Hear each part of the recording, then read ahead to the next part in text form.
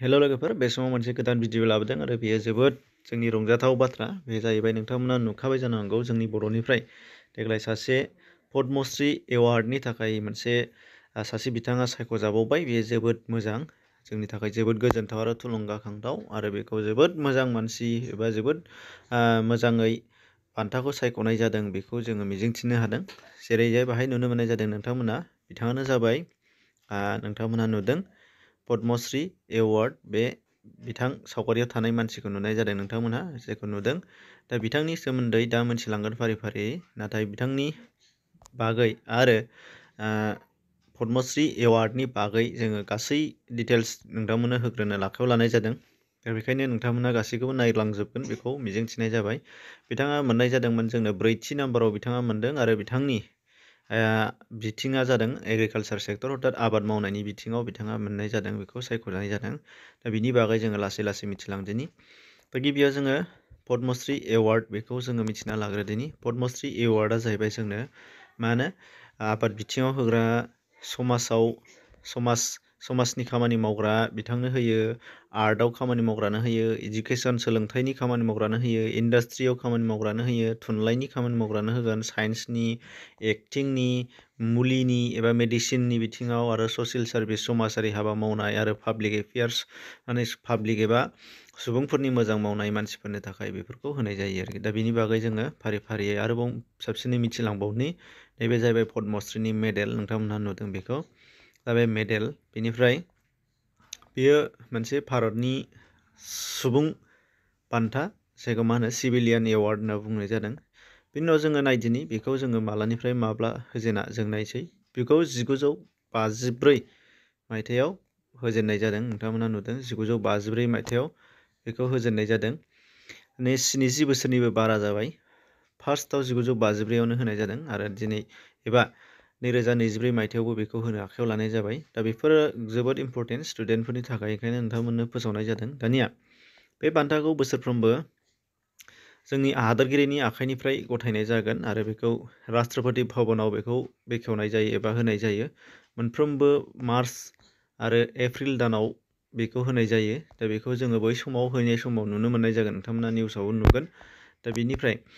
जोङो फारि फारि देग्लाय पद्मश्री एवार्डखौ साबेसे बिथांमोना सायख'जादों बेनि बागै जोङो नायना लादिनि बेखौ जेरै 2024 मायथाइयाव जोङो गासै गोबां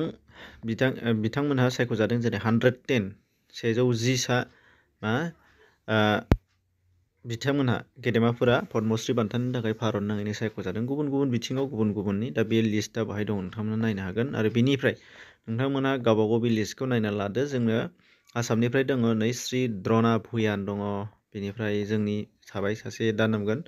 बेनिफ्राय गुबुन गुबुन हादरफोरनोबो हरनाय जायो आरो जोंनि भारतनिनो सिङाव थानाय गुबुन गुबुन रायजोफोरनिफ्रायबो होनाय जायो दा बेयो जोंनि भारतनि सिभिल बान्थाबाबो बेखौ भारतनि मानसियाल' मोनो बे नङा गुबुन मानसिफोरनोबो गुबुन हादरनि मानसिफोरनोबो गथायनाय जायो बेखौ जायखौ माने क्राइटेरियाया गोरोबदों मोनथावथाव बेनोनो होनाय जागोन आरो दा बेखायनो बेयो मोनसे हादरनि एबा जोंनि भारत हादरनि होननानै हादरनिल' मोनो बे नङा गुबुन हादरफोरनाबो बेखौ मोननो हायो एबा एलिजिबोल जानो हायो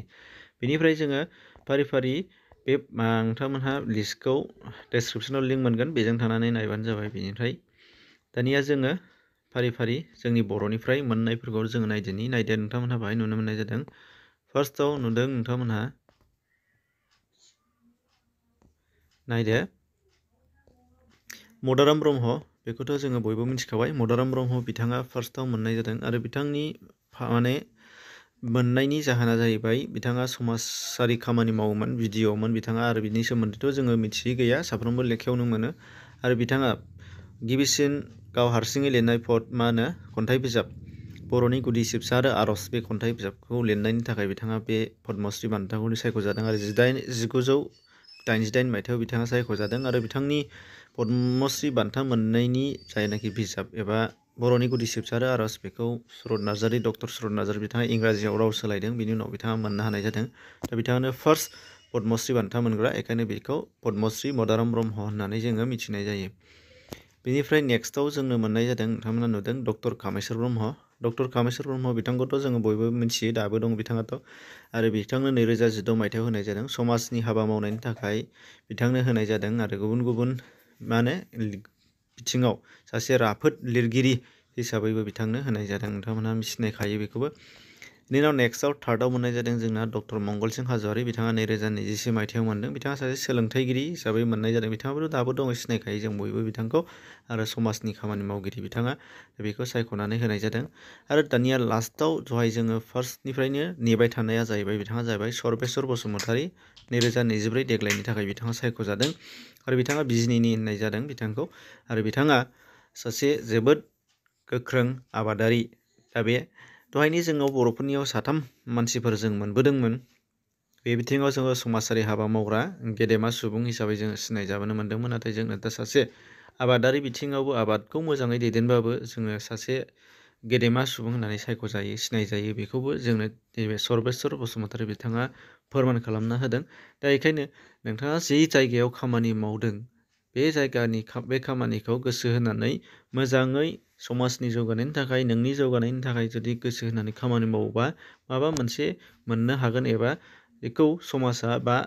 हादोरा नोंथांखौ नायसनगोन। बेखौ जोङो दिनैनिफ्राय मिथिनो मोननाय जादों बिथां सर्बेस्वर बसुमतारीनिफ्राय। दा जेखि जाया मानो सर्बेस्वर बसुमतारी बिथांनिसिम कंग्रेचुलेसन बावहरनाय थाबाय, बिथांनि न'खरनि जानानैबो आरो गासै हारिनि जानानैबो बिथांनिसिम रोजा रोजा साबायखर बावहरनाय जाबाय बे हाबाखौ मावनायनि थाखाय। आरो भारत सोरखारनिसिमबो बिथांनि बे बान्थाखौ होनायनि थाखाय जोङो रोजा रोजा साबायखर बावहरनांगोन। दा बेखिनिसै लोगोफोर, एसेनोसै। गोजोन्थों। शेयार खालामनानै हो, गुबुनफोराबो जाहाथे मिथिनो हायो। बाय।